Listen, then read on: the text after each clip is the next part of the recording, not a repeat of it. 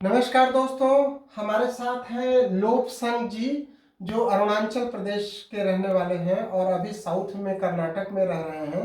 ये बुद्धिस्ट है। ये लोग बुद्ध जो तपस्या करते हैं, इनको अचानक से 2-3 साल पहले हीमोग्लोबिन कम हो गया, 2.8 ग्राम आ गया, 2.8 से 3 ग्राम परसेंट हो गया और इनका प्लेटलेट भी कम हो गया।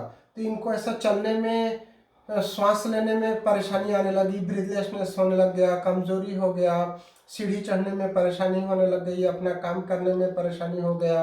अचानक से इनको ये परेशानी हो गया। फिर डॉक्टर को दिखाया तो उन्होंने बहुत सारा जांच कराया और इनको ब्लड और प्लेटलेट लगाना पड़ा, और उसके बाद भी इनका परेशानी ठीक नहीं हुआ। तो आज हमारे पास आए हैं होम्योपैथिक ट्रीटमेंट के लिए। मैं चाहूँगा कि आप बताएं कि कहाँ रहते हैं और क्या क्या परेशानी हुई, ऐसा क्या हुआ जिससे ये परेशानी हो गया और कैसे पता चला। हम अरुणाचल के रहने वाले हैं।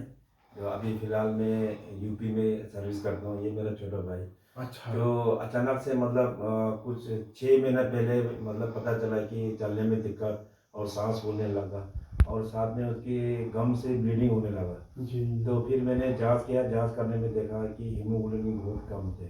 जी। जैसे ही हीमोग्लोबिन कम थे तो वहाँ पे मैंने ब्लड ट्रांसफर कराया कम से कम 8 यूनिट। जी। फिर 1 महीने के बाद फिर इसके हीमोग्लोबिन थोड़ा डाउन होते जा रहे हैं। फिर तभी फिर साहब के यूट्यूब से थोड़ा देखा तो पता चला कि ऐसे ऐसे एनीमिया की प्रॉब्लम हो सकते हैं। जी। तो फिर मैंने यहाँ पे आने की कोशिश की। फिर साहब से कांटेक्ट हुआ डॉक्टर साहब से। तो फिर मैं यहाँ पे आया।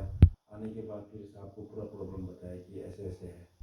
तो फिर अभी ट्रीटमेंट चल तो रहे हैं अभी। दोस्तों आप देखिए, अगर आपको गम्स ब्लीडिंग हो रही है तो आप बिल्कुल इसको लाइटली नहीं लीजिए। गम्स ब्लीडिंग अगर लगातार हो रहा है तो वो सीवियर एनीमिया की ओर जा सकता है। जैसे ये बता रहे हैं कि 6 महीने से उसको गम्स ब्लीडिंग हो रहा था और उसके कारण उसका परेशानी बढ़ गया।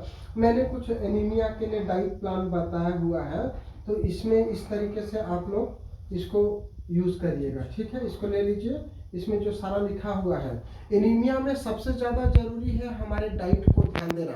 अगर कहीं से ब्लीडिंग हो रही है तो पहले ब्लीडिंग को स्टॉप होना चाहिए। जैसे ही ब्लीडिंग स्टॉप होगा तब ना हमारा हीमोग्लोबिन और प्लेटलेट बढ़ता हुआ दिखेगा। लेकिन परेशानी क्या है कि अगर शरीर में प्लेटलेट कम है तो ब्लीडिंग रुकता नहीं है।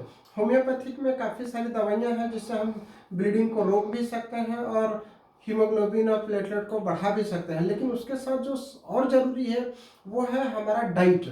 जो ठंड का मौसम होता है उसमें गाजर, चुकंदर, पालक, आंवला, तुलसी, अदरक, ये सारा जो चीज़ें आती हैं उसका आप सूप बना करके ले सकते हैं। इसके अलावा कुछ लोग ड्राई फ्रूट के लड्डू बनाते हैं, तो ड्राई फ्रूट के लड्डू में भी बादाम, गुड़ और जो भी घी वगैरह डलता है वो सारा ले सकते हैं। कहने का मतलब है कि हमको विटामिन सी चाहिए, प्रोटीन चाहिए, आयरन चाहिए, कोबाल्ट चाहिए, कैल्शियम चाहिए। ये सारा जो चीज़ें रहेगा वो हमारे शरीर में ब्लड को बनाने में हेल्प करेगा। हमारा बोन मैरो प्रॉपर काम करने लग जाएगा तो शरीर में ब्लड बढ़ने लग जाएगा। पर ब्लीडिंग नहीं होना चाहिए। अगर ब्लीडिंग होगा तो हमारा मेहनत सारा बेकार हो जाएगा। जैसे ब्लड चढ़ाते हैं ना, तो फिर से ब्लड कम हो जाता है, तो ब्लीडिंग होगा तो कम हो जाता है और हमारा बोन मैरो भी उसको मार देता है। तो सबसे ज़्यादा ज़रूरी है कि ब्लीडिंग नहीं होना चाहिए और डाइट का प्रॉपर ध्यान रखेंगे तो ज़रूर बढ़ेगा।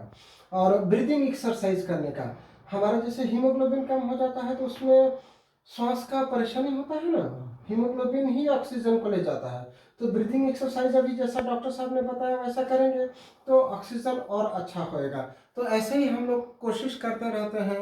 ये लोग इतना दूर से आए हैं, हम ईश्वर से इनके लिए प्रार्थना करेंगे कि ये जल्दी स्वस्थ हो जाए। Thank you. धन्यवाद। नमस्कार।